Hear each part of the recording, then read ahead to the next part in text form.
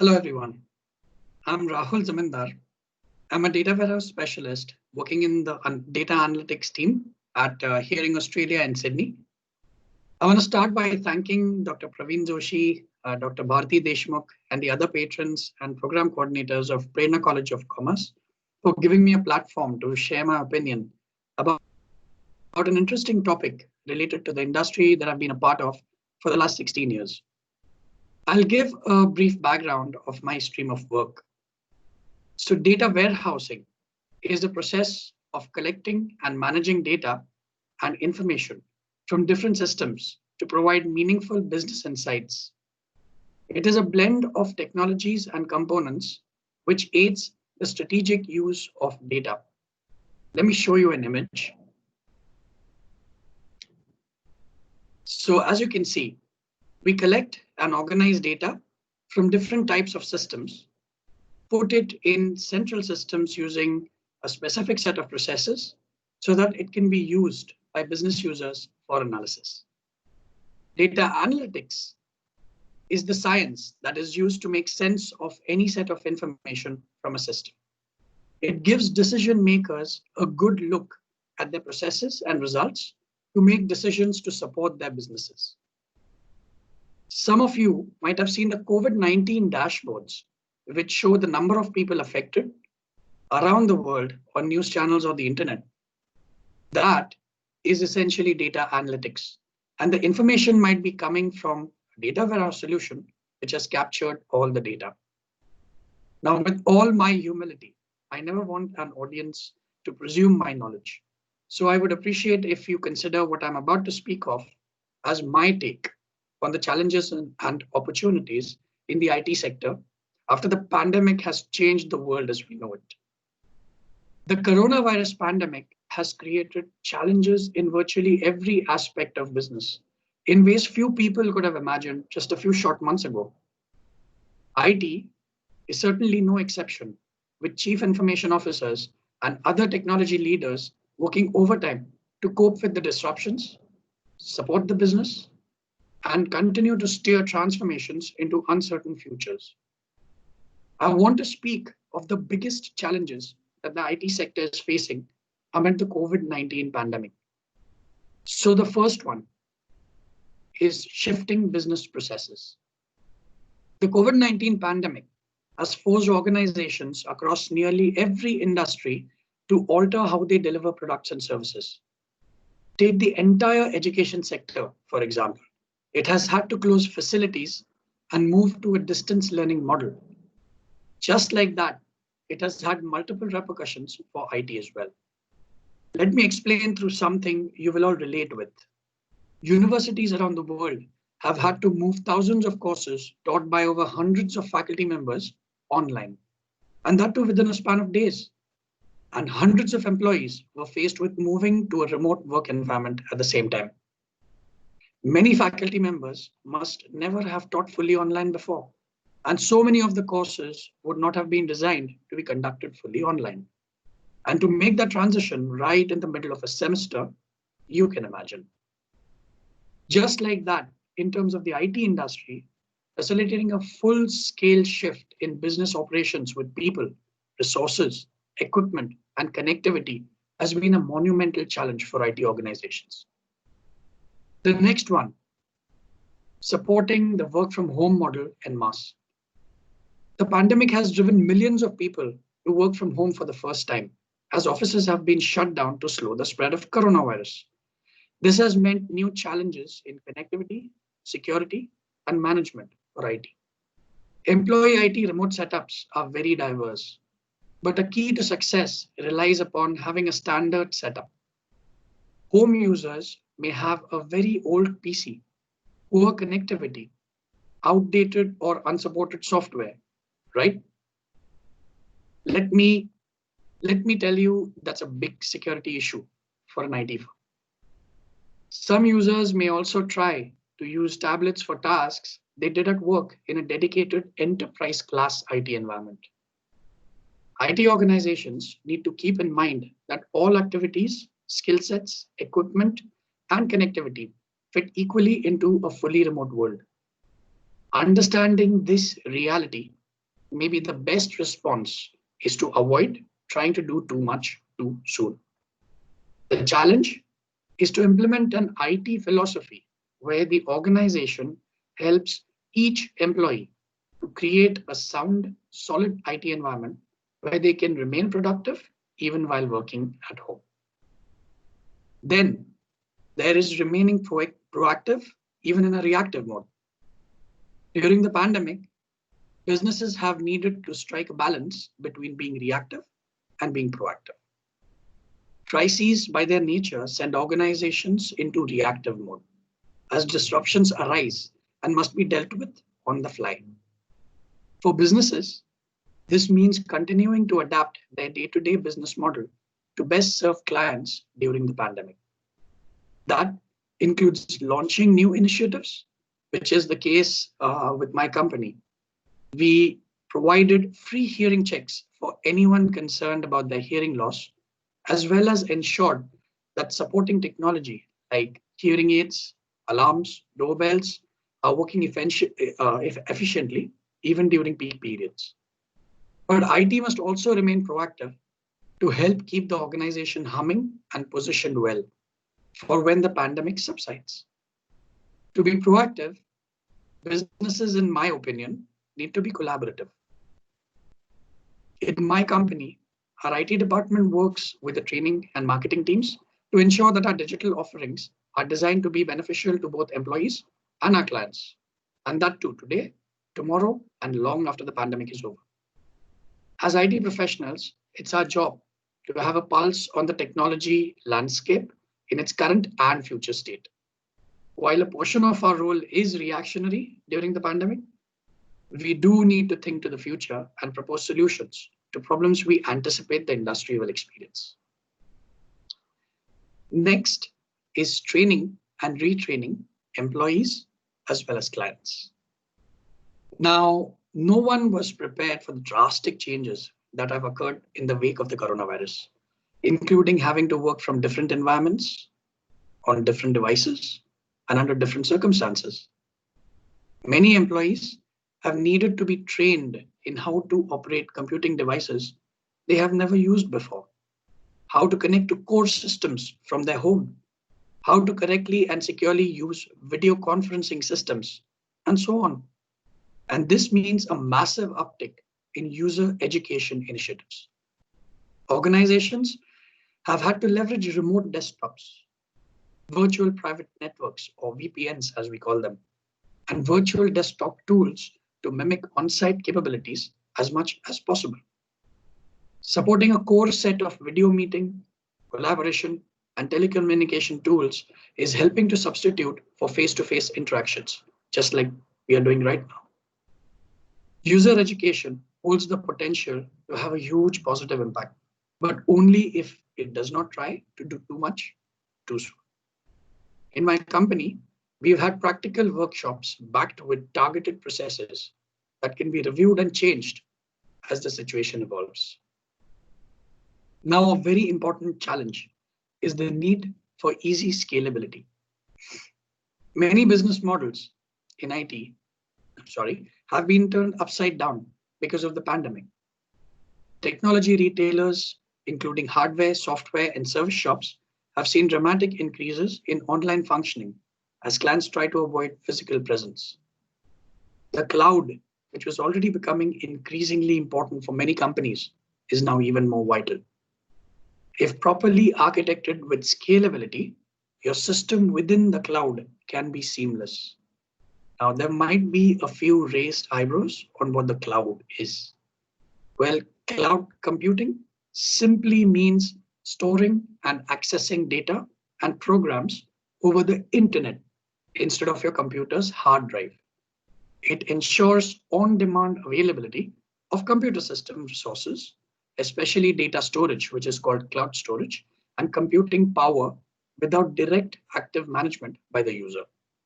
And to alleviate any doubt, scalability is the ability of your organization to increase or decrease resources, which could be disk space, network bandwidth, applications, or ability to manage number of users accessing your systems.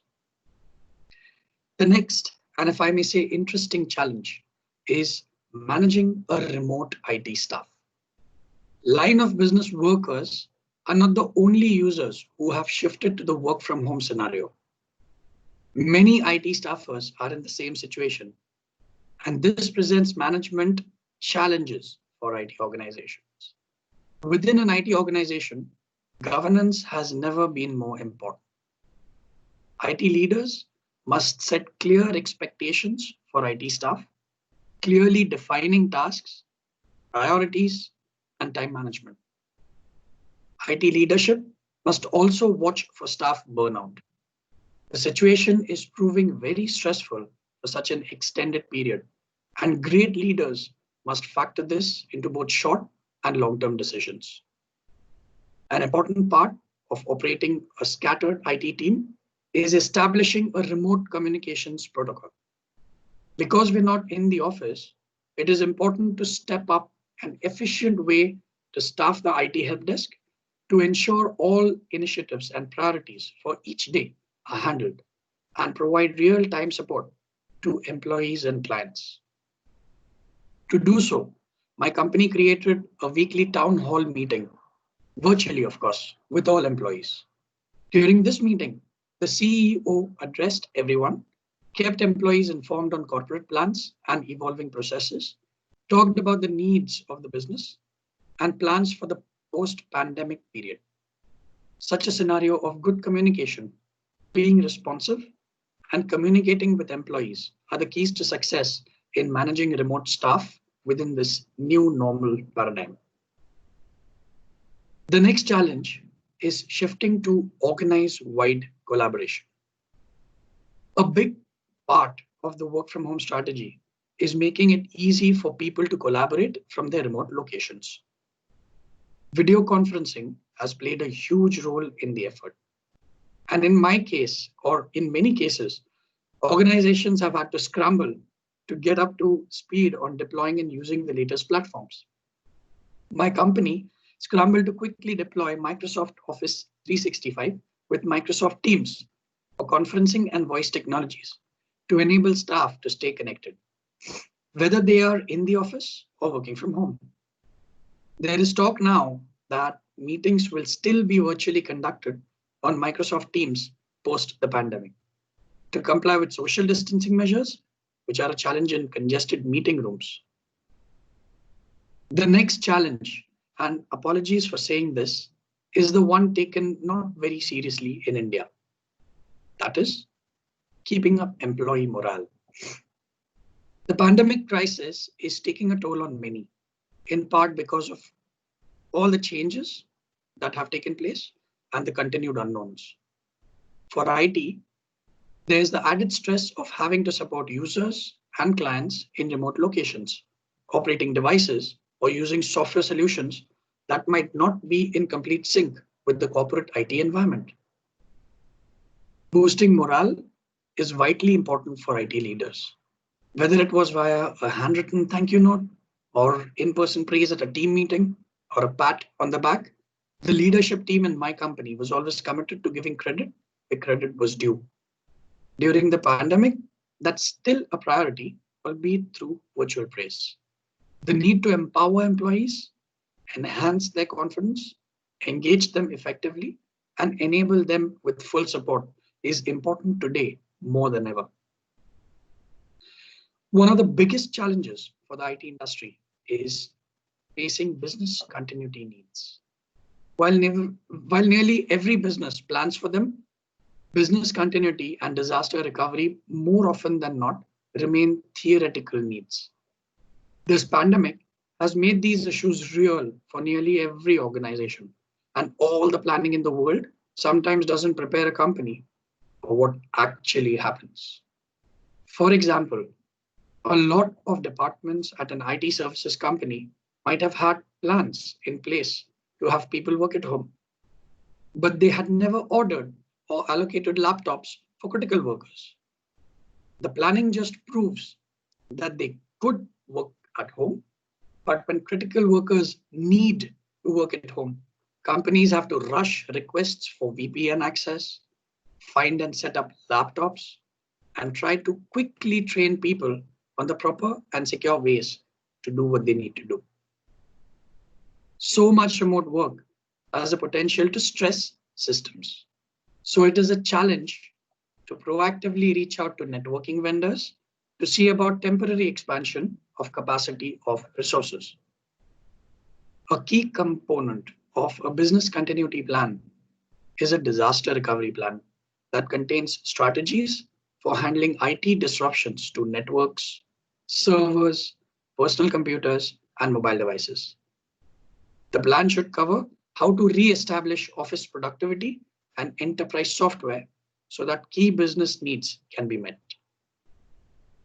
The last challenge I would like to mention is putting innovation on hold. The pandemic has forced many IT teams to focus on the here and now, supporting the day-to-day needs of the organization. For many IT teams, this has meant shifting priorities away from innovation projects, as well as new challenges in addressing long-term projects when time allows. Let me tell you that innovation is a big part of the IT industry. And so this is a big deal. I can say with calculated certainty that all forward-looking digital innovation projects will have been put on hold, while IT companies struggle to keep the lights on and deal with a flood of work at home issues. In addition, all brainstorming must now be done virtually. With people still figuring those processes out, doing anything more than daily have-to-do items is much harder. On the positive side, coming out of this, the IT industry will have a much better idea of what it wants to drive towards in a future work environment. This concludes the challenges aspect of my talk. Next, I want to talk a little about the impact of this pandemic on the IT industry. Locked down in the house for the last 4 months, reading the daily news grind, as well as the technology trades, has given me some time to ponder the fate of technology. We're still very much in the early stages of COVID-19 crisis. So it's interesting to think about what the potential long-term impacts of this watershed event will have on the IT industry and also society as a whole. So let's do that.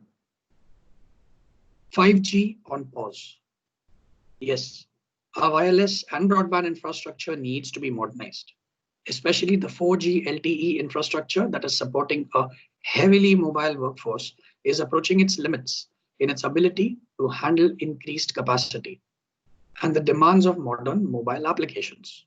However, all the plans that the telecom giants had for rolling out 5G infrastructure are almost certainly now on indefinite hold, given the substantial economic slowdown that is going to occur. With so many people in self-isolation for what could be some more time, and with a possible long-term shift towards home-based work for a large segment of the population, large-scale deployment of public 5G access points is likely to be curtailed. As for bandwidth,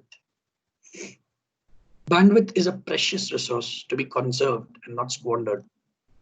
With the large segment of the population confined to their homes, having to consume bandwidth, the internet free for all we have enjoyed to date is all but done. In many countries, there is talk of emergency legislation or an executive order to be enacted to limit video content streaming to 720p across all content services such as Netflix, Amazon Prime, Apple TV, Disney Plus, YouTube, and other providers. Traffic prioritization and shaping might be put in place for core business applications during prime hours, which includes video conferencing for business and personal use. This would effectively be the opposite of net neutrality, but that's an emergency measure. Internet video streaming traffic might be prioritized for essential services only, and governments might provide incentives for them to broadcast their content so that additional bandwidth can be freed up. Remember the antenna and devices with built-in tuners? Just a thought. It might make sense today to shift some programming back to the airwaves and even bring back the DVDs so that programming can be transferred to devices during off hours when networks aren't saturated. As with an expected slowdown on 5G deployments, fiber and other infrastructure improvements are also likely to be put on hold in many countries. So if you don't have access to gigabit fiber now, you probably won't be getting it for a while. I want to speak about the cloud a bit more as critical supporting infrastructure during this pandemic and beyond. Cloud capacity, especially from the hyperscale vendors, Amazon Web Services, Microsoft Azure, Google Compute, Oracle Cloud, Alibaba Cloud, and IBM Cloud, is what is going to get us through this storm.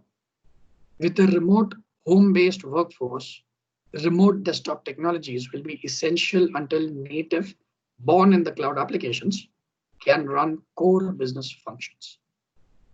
Legacy vertical industry Windows client server apps are problematic and will need to be refactored and rewritten entirely as PaaS and SaaS. That is platform as a service, which is PaaS, and software as a service, which is SaaS. This will occur using enabling technologies such as containerization and microservices, because VMs, which is virtual machines, and information as a service are computationally very expensive.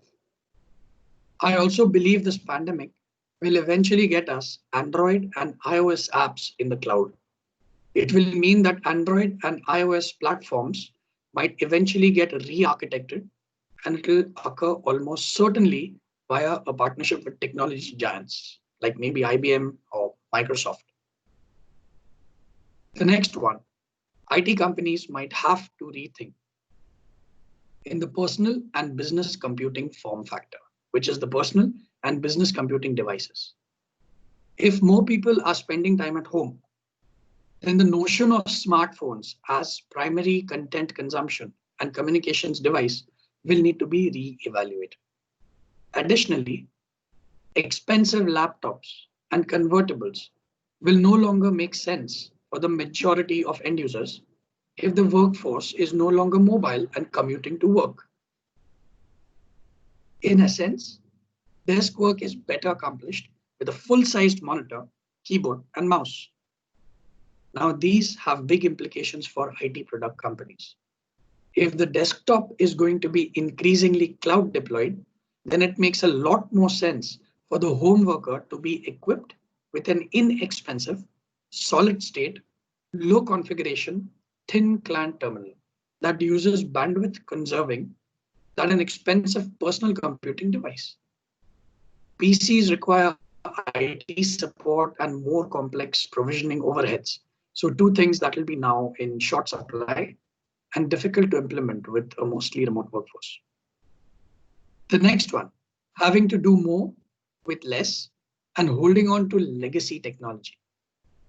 Given that personal expenses on technology are likely to be curtailed for an extended period, the reality is IT organizations may be holding on to legacy devices much longer than they thought they would. For that reason, organizations will have to take measures to extend the useful life of technology, such as existing data hubs, routers, PCs that cannot be upgraded to newer versions of Windows, with secure, lightweight operating systems such as Google Chrome OS, in order to mitigate the possibility of malware, viruses, and other compromises. Just as an example, Apple already has its ecosystem under control and has an excellent official 5-year software support policy for iOS and also for Mac. Microsoft also has 5 years of support for its devices. It's a different case for Android though. Google will need to lock down its OEM ecosystem and be forced to commit to Android One with maybe a 5-year support and an update period by which the company centrally updates the OS and all components. So all carrier agreements that give telcos the luxury of doing updates on their timeframes are a big challenge in this current world situation. Another impact on technology companies will be a consumer pivot from privacy concerns to the logistics of safety and social distancing enablement.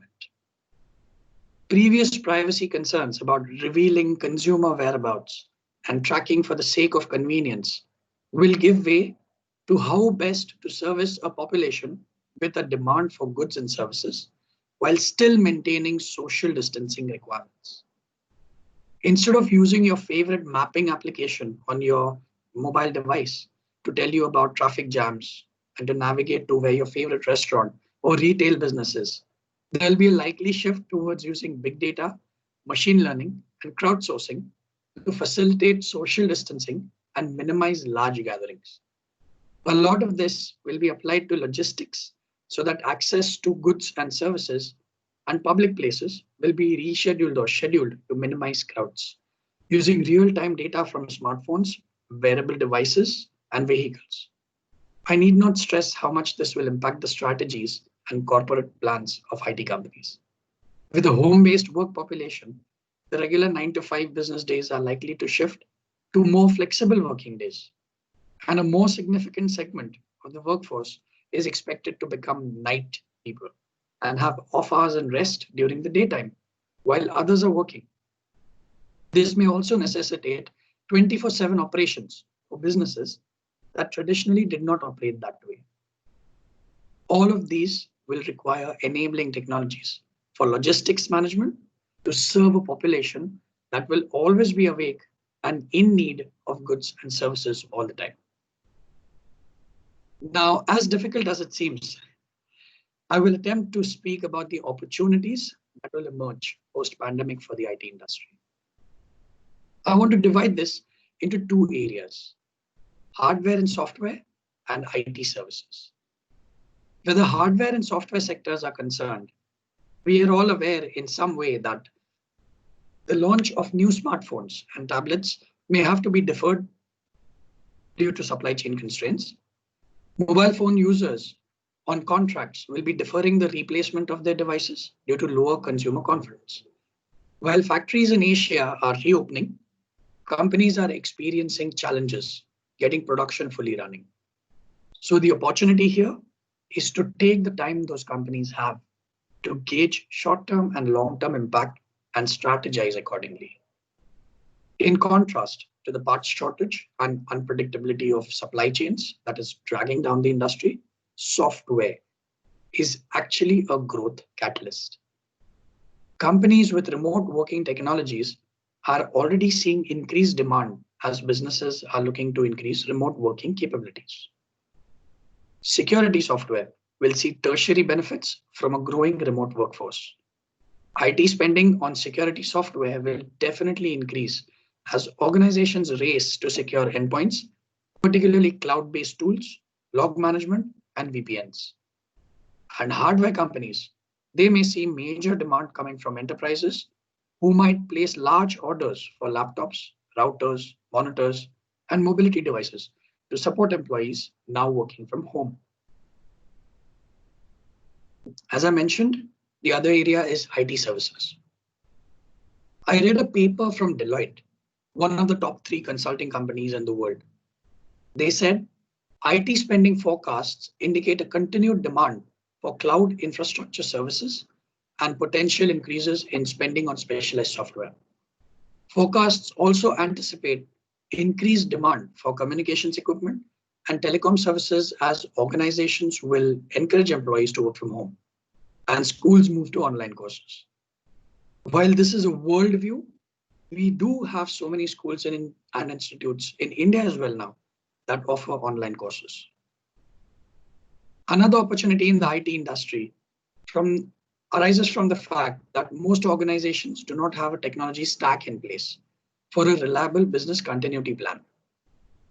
Due to enhanced remote work scenarios henceforth, IT will play a larger role in future business continuity plans for enterprises and will need help from IT services providers in procuring devices, setting up resilient, flexible, and secure network and infrastructure, disaster recovery systems, and of course, IT security.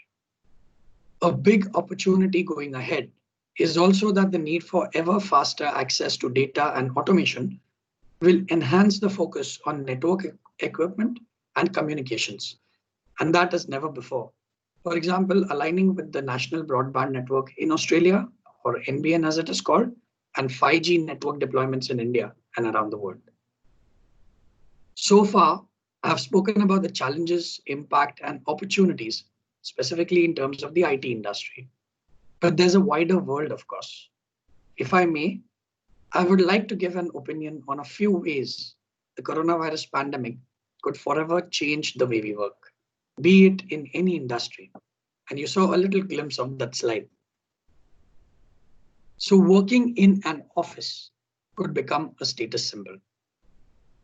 Following the pandemic, it's likely that more employees will split their time between working from home and from a corporate office.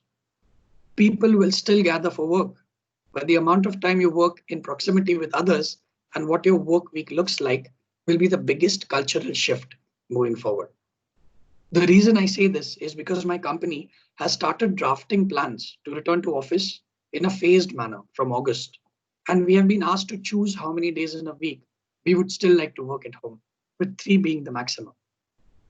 With more people working remotely, companies may open regional hubs or provide access to co-working spaces wherever their workers are concentrated, rather than have the majority of the workforce at one central office. As a result, corporate headquarters may become a status symbol for the companies that still have the budget and a workforce big enough to warrant pricey real estate in a major city. A company's investment in its headquarters would become a way to recruit new talent. I'm sorry. Job seekers may consider it a plus to work for a company with a physical location.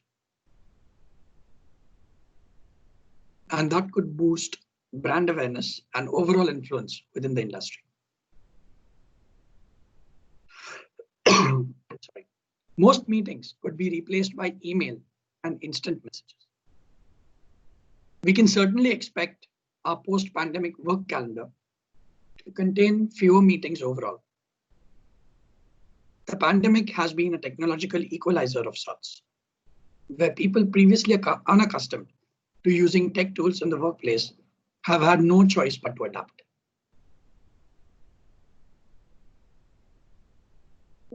And in some cases, workers are becoming more efficient. People have had to be more patient in learning new technologies and engaging with them, simply because they've been forced to, and those best practices might live on. Everyone's been developing new muscles to work virtually. To that end, expect a generally more agile way of working and communicating with colleagues. More meetings will become emails, and more emails will become instant messages. For team members who no longer work together in a central office, phone calls and meetings may move to video. You never know. It could help to build trust among workers who can interact in person, who can't interact in person. When you're able to pick up on non-verbal cues or you're invited into a colleague's home via video chat, it forms a different kind of relationship in a faster way than would happen in a traditional working environment. I'm sorry. I haven't spoken this much before. It could be the end of business travel as we know it. As travel of all kinds is halted, telecommunicating is adopted at scale, and companies attempt to cut costs and balance their budgets. Many experts believe business trips as we know them will be a thing of the past. Changing consumer preferences and greater interest in social distancing will limit large group events, such as conferences and conventions for the foreseeable future, and permanently decrease the volume of business travel. Additionally, it is possible that companies might learn that some business travel was unnecessary and can be done via video meetings. So as organizations attempt to recoup their pandemic-related losses, travel budgets will be cut. Office buildings could become elaborate conference centers. With the office building recast as the ultimate status symbol, like I mentioned before, its main purpose could shift. Does the office space strictly become elaborate conference centers then? Experts predict that office buildings of the future may become facilities to gather while focused work is done remotely. This could mean fewer walled-off offices and more gathering spaces to host meetings. conferences, and other company-wide events, keeping social distancing in mind. Beyond that, the open office floor plan might likely stick around. Despite criticism that they kill productivity, it's likely employees will still use the layouts in an effort to lower real estate costs. Open layouts will change, however. Desks could be spaced out, partitions could go up, cleaning stations could be stocked with hand sanitizer, and antibacterial wipes will become the norm. And workers may seek out spaces for focused work, such as privacy booths. Agile workspaces with unassigned seating, like the ones Google have, will decline in popularity. Workers will want the security and control of having a personal space they come to every day and every few days and clean frequently.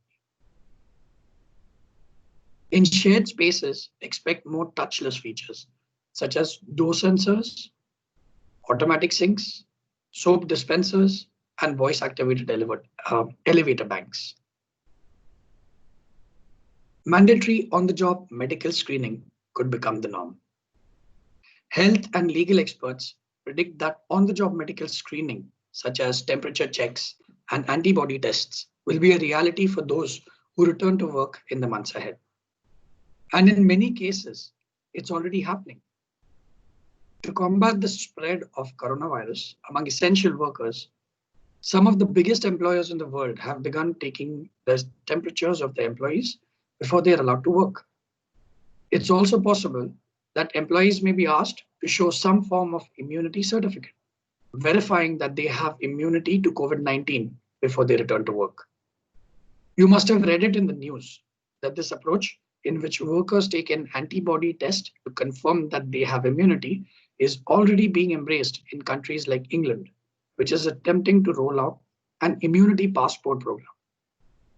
However, some scientists have warned that it is yet to be scientifically proven that having antibodies for coronavirus gives a person immunity. The next change I see is co-workers could become even closer. If there's one bright spot to how the pandemic will impact the future of work, in my opinion, it's that it could strengthen the personal relationships we form with colleagues. It's happening to me. For a long time, we've probably taken for granted the ability to see our co-workers every day, and maybe didn't realize how valuable that was, I think the teams will be a lot closer when they're able to move back into the workplace in some time. Behavioral experts think that people might ditch previous messaging habits and actually get up, walk around, and visit with each other in person. There will probably be fewer sad desk lunches.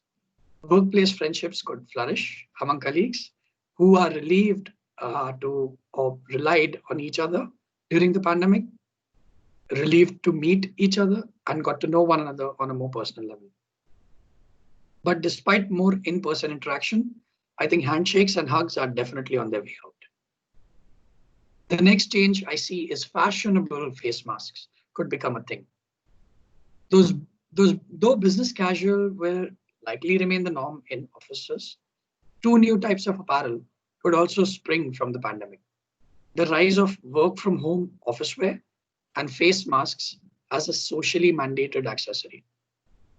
Workers who video conference frequently may retool their wardrobe to be camera friendly. I'm not into fashion, so I don't know how, but those in fashion will definitely figure it out. If we're going to be mediating our professional lives on screens more, I think people will think more about how they appear on screen, isn't it? And wearing a face mask around the office may become commonplace, especially in bigger companies with more workers sharing tight quarters. This could be an opportunity for the textile industry to innovate how to make masks more protective, comfortable, and stylish. Don't be surprised if you see someone wearing a mask with a Ferrari logo or Shah Rukh's photo on it. Aspect of work-life balance might get more relevance. As professionals juggle the demands of work life and home life all in the same place, many employers have relaxed rules about workers starting and ending their days at the same time or at a set time. I think we will probably see a norm or a new norm around trust and respect in the ways employers manage their staff moving forward. With many employees successfully working from home now, it will be a lot harder for employees to deny or employers to deny flexibility around work hours and work settings. To manage a sense of structure, employers will have to set expectations for when they need everyone in the office or online for staff meetings and other team activities. But on the other hand, in order to create a balance between work time and personal time, employees and managers will have to work closely to ensure that no one is feeling pressured to respond to emails and messages at all hours of the day. Home office stipends could become a common perk. Now, I got this off an internet article. When Twitter and e-commerce company Shopify issued mandatory work from home orders for employees in March, both employers provided staff with additional resources to help smooth the transition to remote work. At Shopify, workers were given a $1,000 stipend to purchase necessary supplies for their home offices. Meanwhile, at Twitter, all employees, including hourly workers, received reimbursement for home office equipment, including desks, chairs, and ergonomic cushions. At my company, we were allowed to take any equipment necessary to our home: laptops, monitors, connection docks, and even chairs. If working remotely becomes the norm, then home office stipends could become a common workplace perk. A great possible change is also that the workplace could become more equitable for women. With many workplaces now being forced to operate remotely, long-term flexibility could be here to stay, allowing more women to remain in the workplace while balancing home and work life. This change in the workplace structure could have a huge positive impact on women, as let's admit, they are always more likely than men to adjust their careers for family. In fact, I read while doing my research that roughly 31% of women who took a career break after having kids said that they didn't want to, but they had to because of a lack of employer flexibility. And this was according to a 2019 Flex Job survey of more than 2,000 women in only USA. The forced break can easily cost women thousands in lost wages and future wage growth. A more flexible work culture could also create more equity at home, as both men and women are able to spend quality time with their families and help with kids and common chores. I think you're going to see more men starting to want to have these flexible options too, assuming they enjoyed the time at home with their kids. Though a wider variety of options or work options won't solve all our equity issues, many countries, like most of the Scandinavian countries, show that it is possible to create a more gender balanced culture. A likely change is also that the middle management positions could be cut forever. In the months and years ahead, we could continue to see a hollowing out of middle management. Gartner mentions that during the 2008 global financial crisis, organizations pulled out all sorts of layers of middle management, which actually made it harder to get promoted. That's one reason wage growth was sluggish, they say.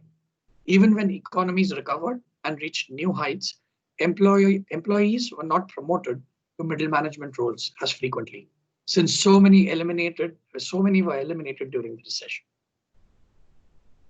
The next one is automation could be accelerated. While futurists have long warned of job-stealing robots, the coronavirus pandemic has heightened fears that automation will replace the jobs of workers. Because of social distancing measures, many organizations, from restaurants to retailers, have been forced to find ways to operate with as few employees physically present as possible. An added bonus, robots and algorithms can't get sick.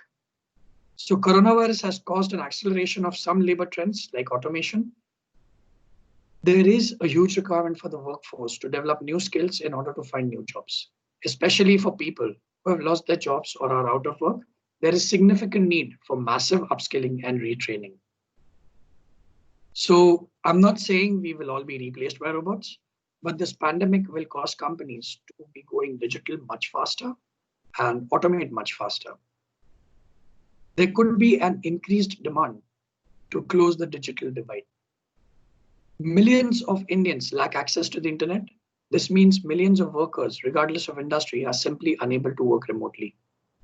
With schools, colleges, and offices remaining closed, maybe the one silver lining in the situation could be that more government officials will see the need to increase broadband infrastructure, especially if remote work becomes a more common option for employees.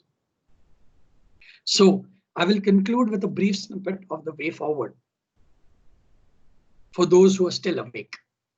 The technology industry has weathered past crises and found novel ways to emerge stronger each time. In fact, tech companies have led the way on a variety of strategies other industries are now using to cope in this crisis, from remote working to a globally dispersed supply chain to managing through disruption. For all we know, this crisis might well spark further creativity and innovation. Thank you.